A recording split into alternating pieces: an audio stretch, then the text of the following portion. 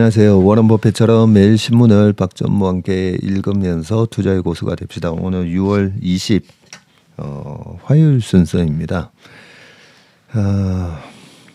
아침에 갑자기 어떤 사모님이 회사로 급하게 찾아오셔가지고 거의 1시간 넘게 계시다 가셨는데 그 페이스북을 통해서 저를 사칭하는 사람을 통해 가지고 뭐 투자를 하셨다고, 돈이 필요해서 돈을 좀 빼려고 하니까 그 부분에 있어서 뭔가 이제 매끄럽지 못하니까 이게 속은 거 아닌가 싶어서 찾아오셨다고 그러더라고요. 돈을 너무 많이 8억 5천을 보내셨다고 그러는데, 어제 어떤 분이 오셨는데 1억 5천을 또 보내셨다고 그러고, 그 보이스피싱 제가 조직하고 굉장히 이게 비슷하다라고 느끼는 게, 보이스피싱은 갑자기 뭐 자녀분이나 뭐 부모님이 급하게 연락 오면 아무 생각 없이 실제 그 아이디나 그런 걸 이용해서, 뭐 카톡을 이용해서 오다 보니까 의심하지 않고 그래 돈 필요하면 보내잖아요. 그런 걸 이용해서 뭐 김영희 교수님이나 저나 이 텔레방 들어가 보면 이제 강영현 이사 또 사칭하는 채널도 있고, 그런 여러 사람들 사칭해가지고 얘네들이 사람을 꼬드겨서, 그러니까 뭐 박세익 전무가 이렇게 연락이 오니까 박세익 대표 해가지고 텔레그램에 제 사진도 떠 있고 하니까 처음에 의심을 안 하고 너무 반가워서 막 대답을 하실 거잖아요. 근데 제가 지금 쭉 한 1시간을 다 보니까 딱 보이스피싱 조직이고, 그 사람들이 그 쓰는 용어를 보니까 약간 북한 해커 조직인가 뭐 이런 생각도 드는 이유가, 우리가 쓰지 않는 단어를 많이 쓰더라고요. 뭐뭐 하도록 지도하겠습니다. 네, 매도 완료하도록 지도하겠습니다. 이런 말도 있고, 그리고 지령이라는 말도 썼더라고요. 제 이름을 사칭해서 박세익 대표라는 사람이 뭐라고 이분한테 얘기를 했나 보니까 지령을 따르세요, 이런 말이 하나 있었어요. 그런 걸 보니까 이 북한 해커 조직이나 중국에서 활동하는 사람 아닌가, 그런 조직 아닌가라는 생각이 들고, 그리고 보이스피싱은 은행으로 뭐 돈을 대포 통장으로 보내라 해가지고 거기서 인출하고 했는데, 이번 사칭 업체는 보니까 그 이더리움으로 돈을 바꿔서 바이낸스에 계좌를 개설하게 해서 거기서 가상화폐를 보내라고 한 것 같더라고요. 그러면 가상화폐는 뭐 북한이든 어디서든 인출이 가능하잖아요, 그죠? 그런 식으로 하고, 엉터리 아리아라는 그 앱을 깔아라고 해가지고, 그 아리아라는 앱에 들어가 보니까 완전히 굉장히 조잡해요. 그냥 무슨 대단한 그 가상화폐 사이트가 있는 것처럼 그렇게 해놓고 되게 조잡합니다. 보니까 거기서 뭐 출금, 뭐 계좌 잔고, 그 보면 계좌 잔고면 실시간에 따라서 돈이 왔다 갔다 해야 되는데 그냥 사진이에요, 사진. 그런 식으로 돼 있는데, 얼마나 많은 분들이 계속 여기에 넘어갈까 싶어서, 일단 사이버 경찰서 112에 하니까 사이버 영등포 사이버 수사에다가 전화해라. 사이버 수사대에다가 전화하니까 그런 거는 뭐 사칭하는 거는 업무방해나 명예훼손 정도로만 신고가 가능하지 뭐 특별하게 할 수 있는 게 없다. 그리고 이 사모님이 이렇게 크게 손실을 당하신 것 같다라고 했더니, 그러면 경찰서 가서 사기죄로 사고 접수를 하라.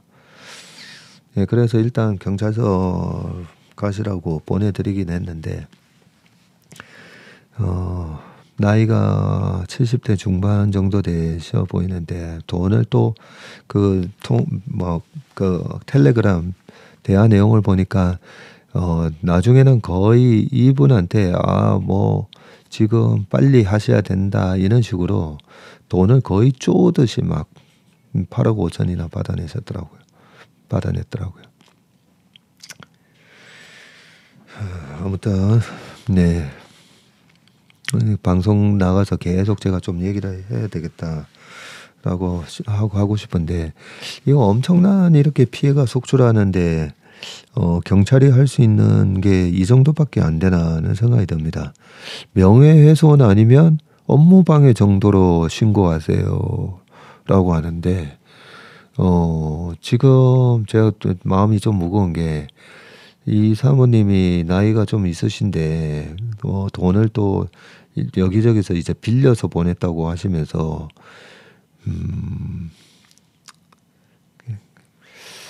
이 충격 때문에 굉장히 큰 지금 이 사회에 문제가 생긴 거거든요. 이거를 SBS 그것이 알고 싶다에 진짜 제보를 해서 많은 사람들이 좀 보게 해야 되는 건지, 해결 방법이 뭔지 계속 제가 좀 방송에 나와서 얘기를 좀 해야 될 것 같습니다. 네, 일단 이제 신문 기사로 넘어가 보겠습니다. 오늘 기사는 매경에서 다 가져왔고요. 첫 번째 기사가 중국에서는 애국 소비 열풍, 나이키, 로레알 안 사요라고 되어 있습니다. 지금 전 세계 이제 큰 소비의 축이 유럽, 미국, 중국인데, 유럽 소비를 중국이 이미 넘어서는 느낌이잖아요, 그죠? 그래서 중국에서 이 소비의 어떤 변화가 어떻게 이루어지는지를 신문을 통해서 알 수가 있는데, 한번 보겠습니다. 중국에 진출한 글로벌 소비재 기업들이 중국 소비자들의 애국 소비 열풍을 뜻하는 꼬차오, 국조인가요, 그죠? 현상으로 고전하는 것으로 알려졌다. 우리는 뭐 국뽕 이러는데 여기는 꼬차오라고 하네요. 미국 월스트리트저널에 따르면 불과 5년 전만 해도 중국 소비 시장을 지배하던 글로벌 브랜드들이 퇴조하고 대신 중국 토종 브랜드들이 급속히 세를 불리고 있는 것으로 나타났는데, 퍼펙트 다이어리, 그 다음에 플로라시스와 같은 중국 화장품 브랜드 두 곳은 6년 전 시장 점유율이 0%에 가까웠지만 21년에는 합산 점유율을 15%까지 끌어올렸네요. 많이 올렸다, 그죠?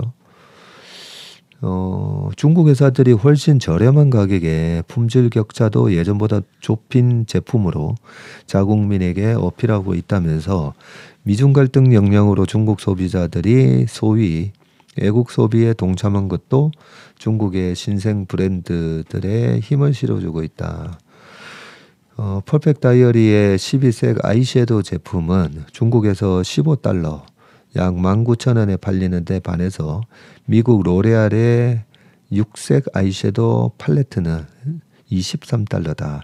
이에 대해 한 중국인 여성은 미국과 유럽 브랜드를 이용하다 국산으로 갈아탔다며, 요즘 중국 소비자들이 어느 때보다 가격에 민감하다고 했다. 애국 소비 열풍은 더욱 가열되고 있는데, 올림픽 체조 금메달리스트 리닝이 설립한 의류 브랜드 리닝은 중국을 상징하는 빨강과 금색의 신발을 출시해 인기를 끌고 있고, 한 켤레당 $200, 약 25만 6천 원으로 비교적 고가 라인인데도 판매가 급증하고 있다. 모건 스탠리는 2020년 15% 정도였던 리닝과 중국 안타 스포츠의 자국 시장 점유율이 내년에는 22%로 확대될 것으로 전망하고 있고, 반면 아디다스 점유율은 2020년 19%에서 내년에는 11%까지 떨어질 전망이다. 아디다스는 중국 신장 위구르 지역의 강제노동 의혹에 대한 입장을 내놨다가 중국 소비자들의 불매 운동에 직격탄을 맞았다. 컨설팅 회사 베인 앤 컴퍼니의 제임스 양 상해지사 파트너는 이제 중국에서는 외국산 브랜드를 가져오는 것만으로는 팔리기에 충분하지 않다고 지적을 했다고 합니다. 그래서 이 아디다스 제품이 재고가 너무 많이 늘어나가지고 이 재고 처리한다고 재고가 늘어나면 생산을 줄일 수밖에 없잖아요, 그죠? 그래서 화성 엔터프라이즈라고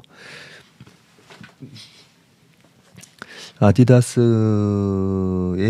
시장 점유율이 아디다스 제품의 OEM 생산 비중이 지금 19%인가 20% 가까이 되는데 이 화성엔터가 그동안에 보시면 22,150원 2021년 5월 달에 22,000원 찍었던 주가가 최근에 7,100원까지 빠졌다가 최근 3주 동안 이렇게 올라오는데 주가가 많이 빠지는 바람에 코스피 200에서도 이번에 지난주에 퇴출됐거든요.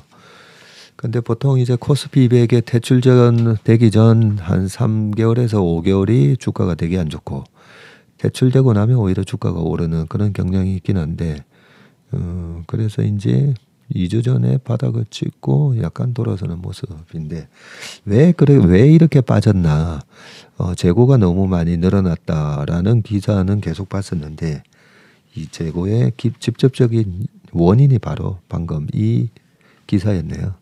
신장 위구르에 대한 강제 노동 의혹에 대한 입장을 내놨다가 불매 운동을 당해서 그렇군요. 그 다음 기사를는요. 또 중국 얘기입니다. 밀착하는 한미, 멀어지는 한중. 어제 미중 정상회담은 아니고 블링컨 국무장관하고 시진핑하고 깜짝 회동이 있었죠, 그죠? 일단 요 기사를 한번 볼게요. 하늘길에도 고스란히 보이네. 한국과 중국 항공노선 여객수가 코로나 전 대비해서 4분의 1 토막인데 다음 달 김포 베이징 운항을 중단한다고요?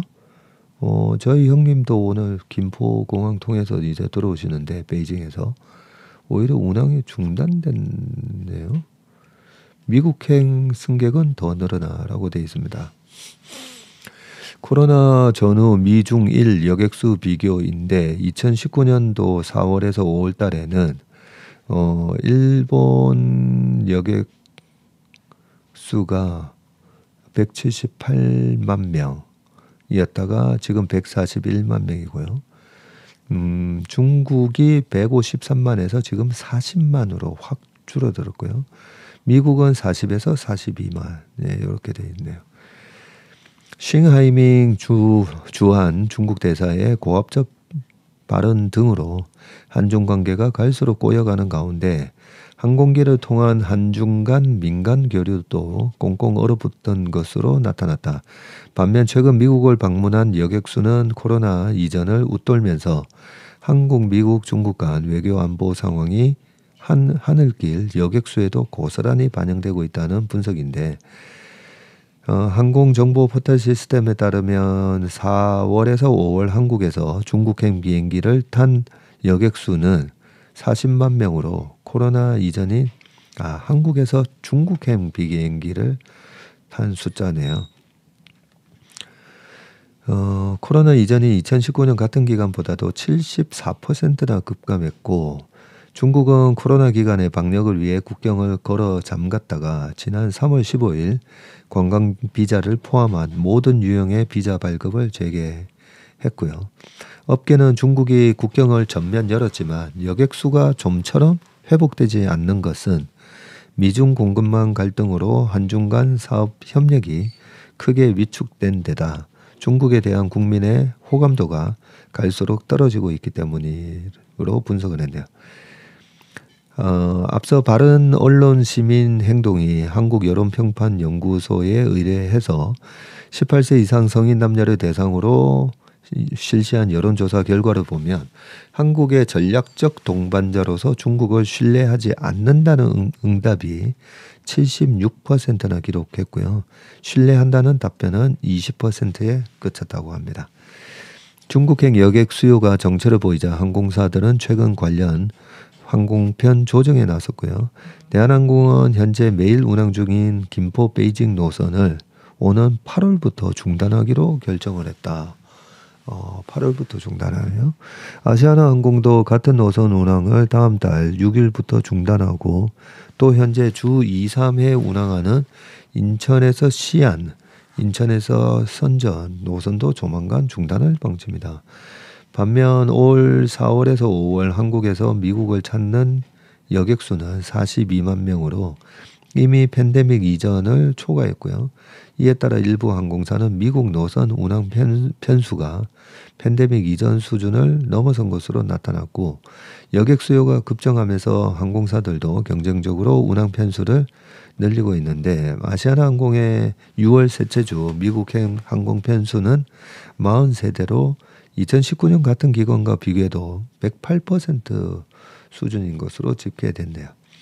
최근 훈풍이 불고 있는 한일 관계를 반영하듯 일본행 여객수도 빠르게 회복되는 추세인데 올 4에서 5월 일본행 항공편 여객수가 141만 명으로 2019년 같은 기간에 79% 수준을 회복했다라고 합니다.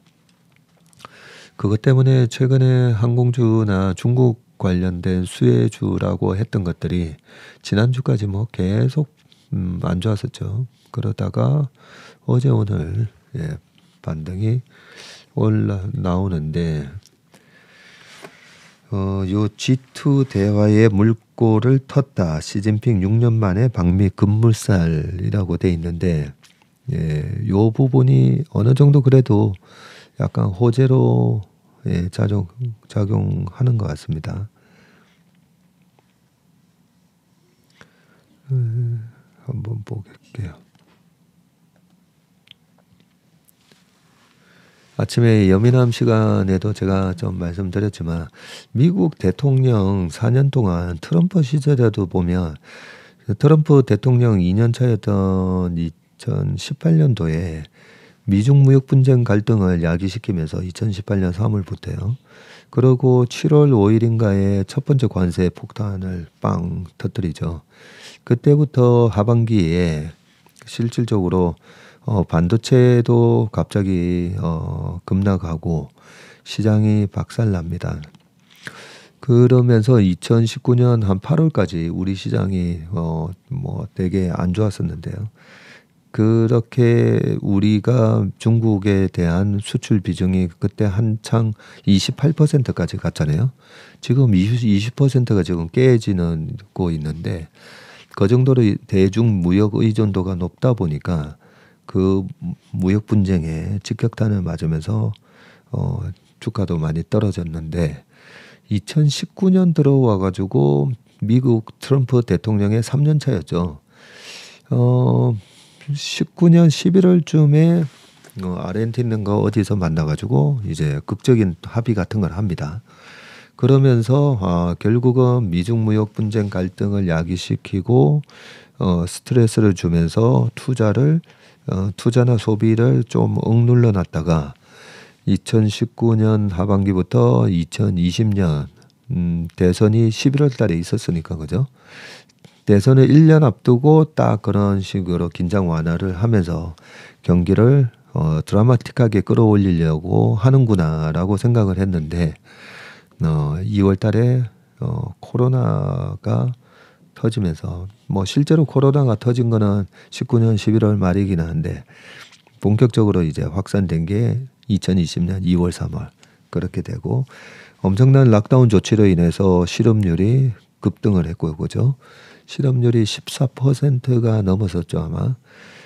그러면서 대통령 선거를 앞두고 이때까지 그때 제가 트럼프가 그래도 된다라고 왜냐하면 보통 4년 만에 이래 잘리는 경우가 역대 대통령 보면 그렇게 많지는 않거든요. 카터 대통령 그다음에 조지 아버지 부시 4년. 그리고 또 그 전에 케네디 대통령은 이제 암살당하신 거고 있는데, 그래서 웬만큼 잘못하지 않고는 중간에 4년만 단임하지는 않기 때문에 연임할 수 있을 거다라고 예상을 했다가 딱 하나 걸리는 부분이 뭐냐면 미국 대통령 중에 실업률이 7% 넘는 상황에서 재선이 된 대통령은 없었다고 하더라고요. 근데 대통령 선거 전에 발표됐던 실업률은 7.3인가 7.1인가 7% 넘었었어요. 그리고 대통령 선거 11월 달에 끝나고 나서 발표된 수치는 6.9인가 딱 나왔었는데 결국은 재선에 실패했었죠. 그런 부분이 트럼프가 주식이나 부동산에 대해서 되게 밝은 사람이잖아요. 재임 기간 동안에 주식 시장에 대해서 2017년인가 16년도에 당선됐으니까 2017년 뭐 이럴 때는 1년에 나 때문에 주식이 이렇게 많이 오른다라는 얘기를 2019년도에는 한 300회 이상 트위터에다가 얘기했다고 할 정도로 역사는 반복된다. 주식시장의 역사도 계속 반복되는데 주인공만 바뀐댔잖아요. 그런데 이번에도 내년 대선을 앞두고 먼저 블링컨 국무장관이 시진핑 먼저 만나고 올 11월에 샌프란시스코 에이펙 회의에서 바이든 시진핑 회담을 조율할 수 있다라고 돼 있고요. 양국 고위급 교류 유지에 합의를 했고 중국은 친강 외교부장이 미 답방을 추진한다. 뭐 여러 식으로 돼 있어서 2019년이 이렇게 다시 리마인드 되더라고요. 지금 보시면 사진에 시진핑 중국 국가주석이 가운데에 저 멀리 딱 앉아 있고 인민대회당에서 상석에 앉아서 회의를 주재하듯 토니 블링컨 미국 국무장관 왼쪽하고 왕이 공산당 중앙정치국 위원 오른쪽 중국 측 인사들 해서 하는데 보통은 나라 대 나라도 이렇게 하면 이렇게 마주 보면서 앉잖아요. 그런데 중국이 격식 이런 거 엄청 따지지 않습니까? 그죠? 그러니까 아니 바이든 대통령이 앞에 앉아 있으면 이래 마주 앉았겠지만 토니 블링컨 국무장관이니까 같이 앉을 급이 안 된다는 거죠. 그러면서 저 뒤에 상석에 딱 앉고 그것도 굉장히 떨어져서 앉습니다. 네, 푸틴도 그러죠. 푸틴도 이제 뭐 정상회담 할 때 보면 저 멀리 떨어져 딱 앉아 있는데 토니 블링컨 국무장관하고 이렇게 지속적으로 갈등 수위가 높아졌던 미중 관계가 새로운 전환기를 맞을지 주목이 된다. 시 주석은 블링컨 장관에게 국가 간 교류는 상호 존중하고 성의로 대해야 한다면서 이번 방중이 중미 관계 안정화에 긍정적 역할을 하길 희망한다고 밝혔고요. 시 주석은 블링컨 장관이 18일에서 19일 베이징에 머무는 동안 친강 중국 국무위원 겸 외교부장에 이어서 중국 외교라인 1인자인 왕이 공산당 중앙정치국 위원과 잇따라서 긴 시간 솔직하고 심도 있는 논의를 한 사실을 거론하며 우리는 입장을 표명했다라고 얘기를 했네요. 시 주석은 또 한편 작년 11월 양국 정상이 발리 회담에서 합의한 것을 이행하기로 하는 한편 일부 구체적인 문제에서 진전을 이루고 합의를 달성했다면서 이는 매우 좋은 일이다라고 또 평가를 했답니다. 블링컨 장관은 미중이 양국 관계를 잘 관리할 책임과 의무를 갖고 있으며 이는 미국과 중국, 세계의 이익에 부합한다는 바이든 대통령의 메시지를 전했다고 하고요.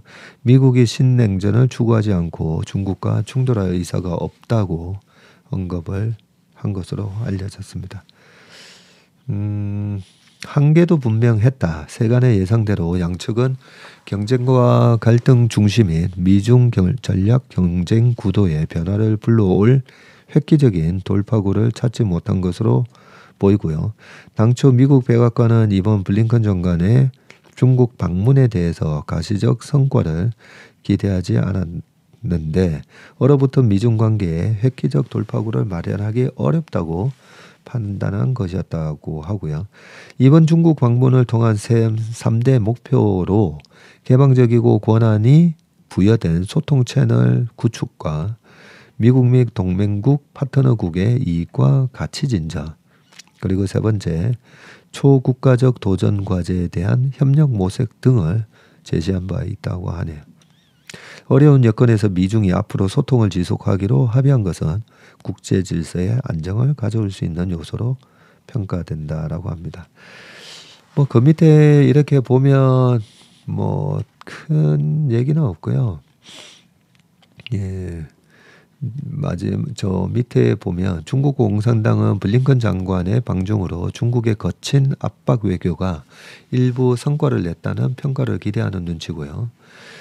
블링컨 장관이 먼저 중국을 방문하고 싶어하는 인상을 남기면서 중국인을 결속하는 내부 정치가 어느 정도 성과를 거뒀기 때문인데, 특히 시진핑 국가주석이 오는 11월 미국 샌프란시스코에 열리는 에이펙 정상회의에 참석했다가 조 바이든 미국 대통령과 대면 정상회담을 할 수 있는 외교적 명분을 쌓았다는 평가가 나옵니다. 중국은 이 명분 엄청 중요시하죠. 블링컨 장관은 시 주석을 샌프란시스코로 초청하는 바이든 대통령의 구두 메시지를 전한 것으로 알려지고, 만남이 성사되면 시 주석은 2017년 4월 이후 6년여 만에 미국 땅을 밟게 된다고 합니다. 17년에도 미국에 갔었네요.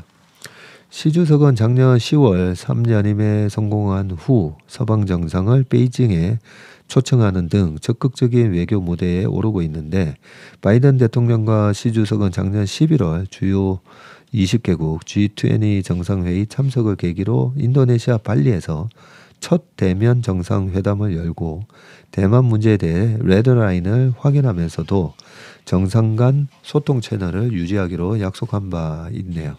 아울러 미중 고위급 회담 재개는 미국 동맹국과 유럽을 향한 중국의 협력 의지를 보여주는 측면이 있다.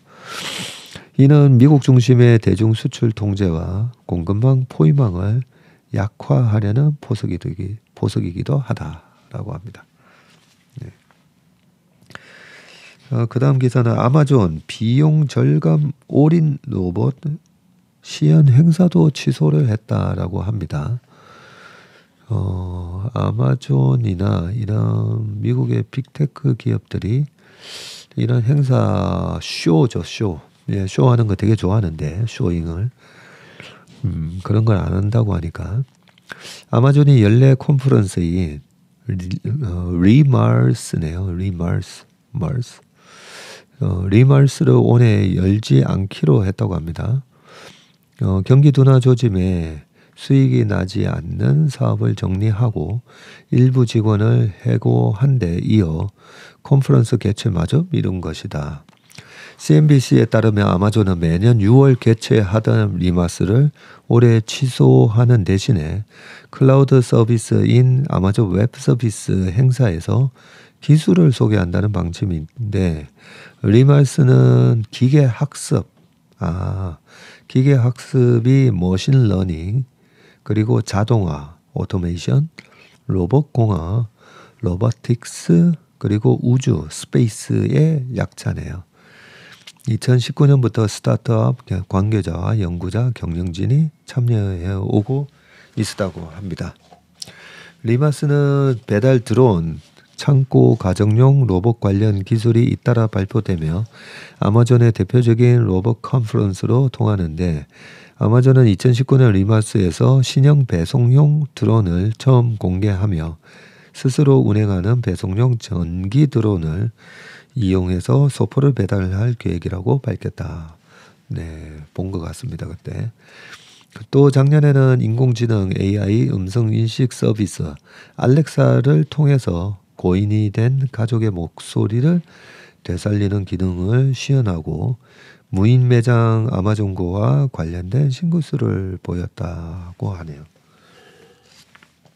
어, 고인이 된 가족의 목소리를 되살리는 기능.